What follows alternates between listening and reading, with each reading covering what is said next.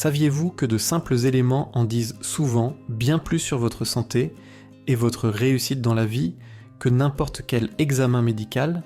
C'est une vérité incontestable.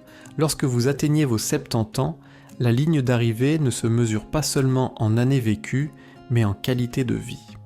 Parfois, les indices les plus significatifs ne sont pas spectaculaires ni dramatiques, mais discrets, comme la facilité avec laquelle vous marchez, la qualité de votre sommeil nocturne ou la manière dont vous gérez le stress. Ces petits détails en disent long sur l'état de votre corps, de votre esprit et de votre âme. Ils témoignent que vous continuez à avancer avec force et que vous faites les bons choix.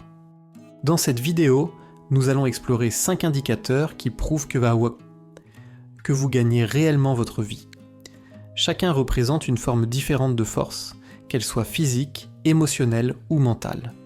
Et ensemble, ils révèlent une image puissante de ce qu'est le véritable bien-être à un âge avancé. Si en regardant cela, vous pensez « je ne peux pas réussir tous les 5 », ce n'est pas un problème, car comprendre ce qui compte vraiment peut vous aider à concentrer votre énergie là où cela importe le plus maintenant. Restez avec nous jusqu'à la fin, ce n'est pas seulement une liste de contrôles, mais un rappel du chemin parcouru, de la vitalité qui vous reste encore et de la manière de continuer à vivre selon vos propres conditions. Commençons par le premier point. Marcher avec assurance, sans douleur ni crainte. Être capable de se déplacer de façon stable après 70 ans est l'un des signes les plus clairs que votre santé et votre autonomie restent bien présentes. Cela peut sembler anodin, puisque marcher est une activité banale que nous pratiquons depuis l'enfance, mais c'est en réalité un indicateur précieux du maintien de vos forces physiques et de votre équilibre général. Depuis notre plus jeune âge, marcher fait partie de notre quotidien. Cependant, à ce stade de la vie, cela représente bien plus que simplement poser un pied devant l'autre. Il s'agit d'équilibre de la force articulaire de la mémoire musculaire et surtout de liberté. Une démarche stable signifie que vos jambes possèdent toujours de la puissance, votre tronc vous maintient droit et que votre cerveau communique encore efficacement avec votre corps. Vous n'avez pas besoin de vous appuyer sur une canne à chaque pas, ni de scruter constamment le sol par peur de trébucher. Vous pouvez entrer dans une pièce sans aucune hésitation. Cela ne témoigne pas seulement de votre mobilité, mais aussi de votre assurance, et à ce moment de votre existence, la confiance en votre corps est l'un des plus beaux cadeaux que vous puissiez recevoir. Pour de nombreux seniors, la marche devient souvent le premier signe d'un déclin. Genoux raides, hanches douloureuses, chevilles fragiles, et avec ce déclin arrive souvent la peur. On marche moins, on reste chez soi, on évite les sorties sociales ou les courses par crainte d'un faux pas. Cette peur finit par peser non seulement sur le corps, mais aussi sur notre monde. Plus les pas se réduisent, plus la vie diminue. C'est pourquoi garder une démarche stable signifie que vous êtes encore connecté au monde extérieur. Vous pouvez aller au supermarché rendre visite à un ami ou faire une promenade dans un parc sous un soleil radieux. Vous vivez en mouvement et non en simple spectateur. Prenons l'exemple d'Anne âgée de 81 ans.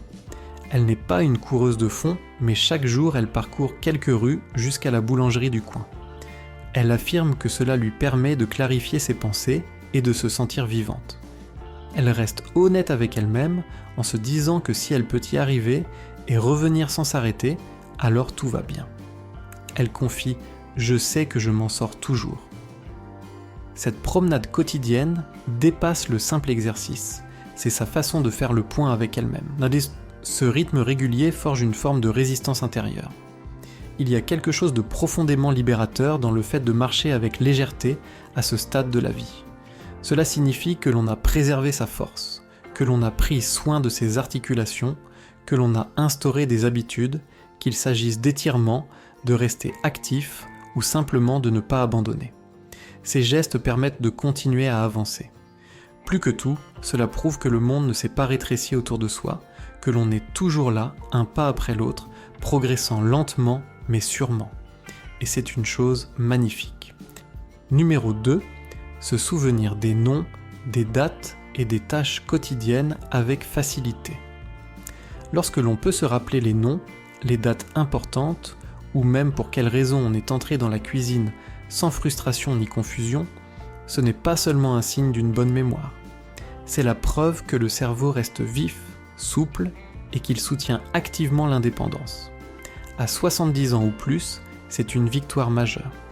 La perte de mémoire est l'une des anxiétés les plus terrifiantes liées au vieillissement, ce qui est compréhensible. En effet, lorsque la mémoire commence à faiblir, la confiance en soi baisse souvent en même temps. On se remet en question plus fréquemment, on doute des décisions simples, on redoute qu'oublier où l'on a posé ses clés ne soit le symptôme d'un problème plus grave.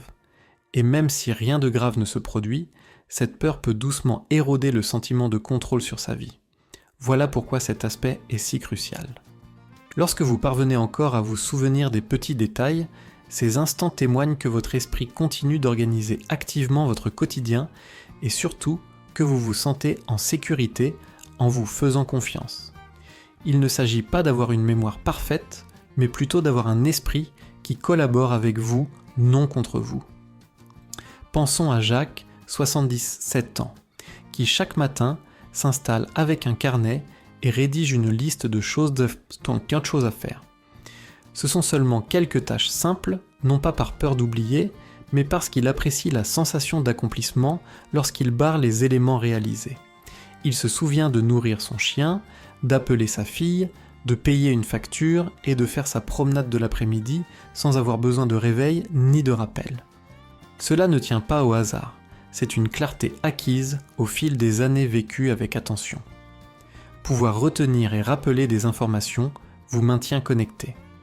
Cela vous permet de tenir des conversations, de partager des histoires, d'apprendre de nouvelles choses et de rester impliqué dans votre communauté. C'est la preuve que vous participez encore activement à la vie, ne vous contentant pas de l'observer de loin. Cette implication renforce votre cerveau, tel un muscle exercé doucement mais constamment chaque jour. La faculté de se souvenir ne concerne pas uniquement les faits, elle touche à votre identité. Nos souvenirs sont le réservoir de ce que nous sommes, des expériences vécues et de notre manière de nous relier au monde qui nous entoure. Ainsi, lorsque votre mémoire demeure stable, même modestement, cela révèle que vous êtes toujours bien présent, attentif, ancré dans l'instant. Si vous êtes encore en train de regarder cette vidéo, cela signifie que votre esprit reste vif et engagé.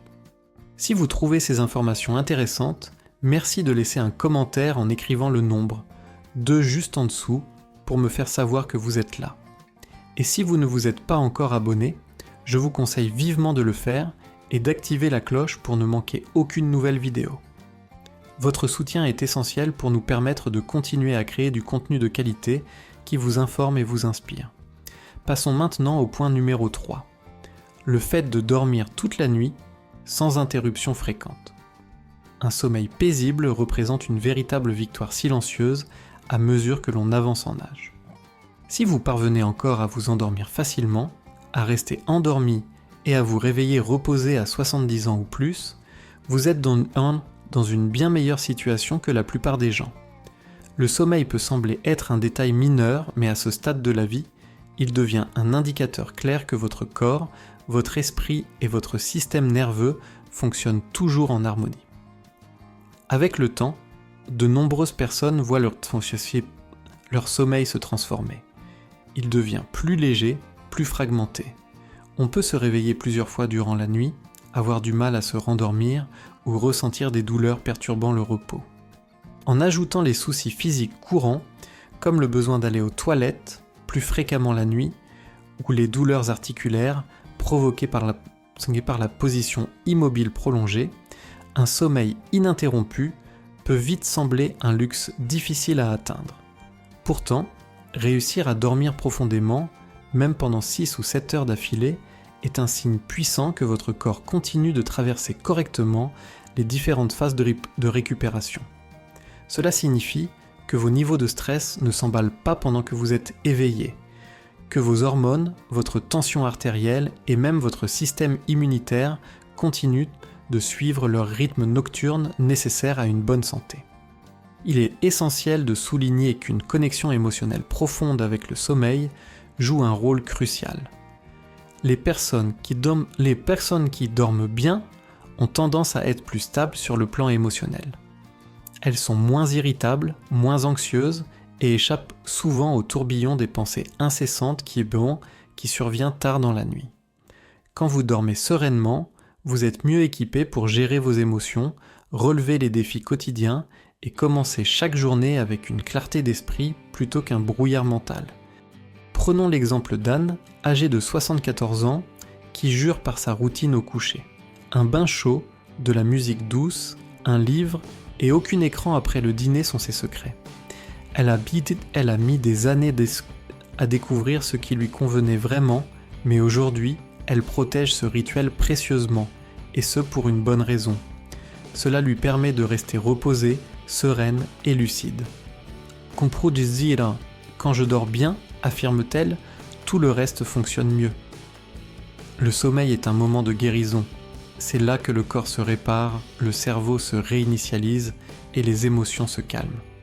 Si vous parvenez à profiter de ce cadeau régulièrement, sans vous retourner sans cesse dans le lit ou sans vous réveiller à plusieurs reprises, ce n'est pas simplement de la chance, c'est un signe de bonne santé. Car dans un monde où nombreux sont les seniors qui peinent à bien dormir, votre capacité à bénéficier d'un sommeil profond et paisible révèle que votre corps se fait encore confiance, que votre esprit s'est lâché prise et que votre vie conserve, à bien des égards discrets, un bel équilibre. Un quatrième point important concerne le plaisir et l'appétit à l'heure des repas. Si vous avez encore hâte de manger, si la nourriture vous séduit par son odeur, son goût et si elle passe bien dans votre estomac, alors ce sentiment dépasse la simple satisfaction. C'est la preuve que votre corps et votre esprit restent intimement liés au rythme naturel de l'existence, témoignant d'une vitalité et d'un bien-être profond. L'appétit, la digestion et le plaisir de manger sont étroitement liés à votre système nerveux, à la santé de votre intestin, à vos hormones et même à votre humeur. Lorsque tous ces éléments fonctionnent en harmonie, vous le ressentez à chaque repas. Beaucoup de personnes ignorent à quel point le vieillissement peut influencer l'appétit. Pour certains, c'est un effet secondaire de médicaments, pour d'autres, cela découle de la dépression, de la solitude ou de l'anxiété.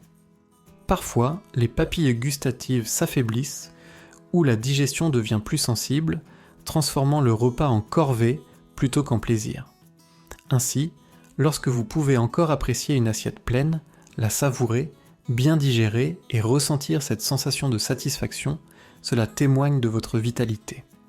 L'appétit possède aussi une dimension émotionnelle.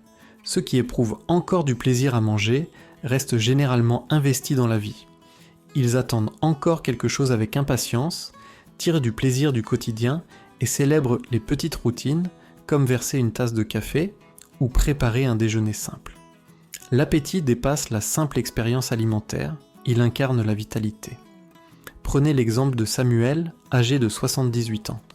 Chaque samedi, il se rend au marché local où il choisit des herbes fraîches à la pied et des légumes. Il confie que cela le relie aux saisons, à sa communauté et à son propre corps. Il continue à cuisiner seul, à assaisonner selon son goût et à dresser ses plats avec soin. Ce rituel lui rappelle qu'il conserve le contrôle et qu'il trouve encore du plaisir dans ce que la vie lui offre. Quand il mange, il ne se précipite pas, il savoure pleinement ce lien précieux. Une bonne digestion témoigne souvent d'une santé optimale. Lorsque votre organisme fonctionne harmonieusement, sans ballonnement, sans indigestion fréquente ni variation imprévisible de l'appétit, cela signifie que votre intestin, votre système immunitaire et même votre niveau de stress sont en équilibre. Avec l'âge avancé, ce n'est pas une mince affaire. Pouvoir savourer ses repas sans contrainte, sans doute, ni inconfort en dit long. Cela montre que vos sens restent vivants, que votre corps continue à assimiler correctement les nutriments et que votre quotidien comporte encore des instants de plaisir, de satisfaction et de bien-être.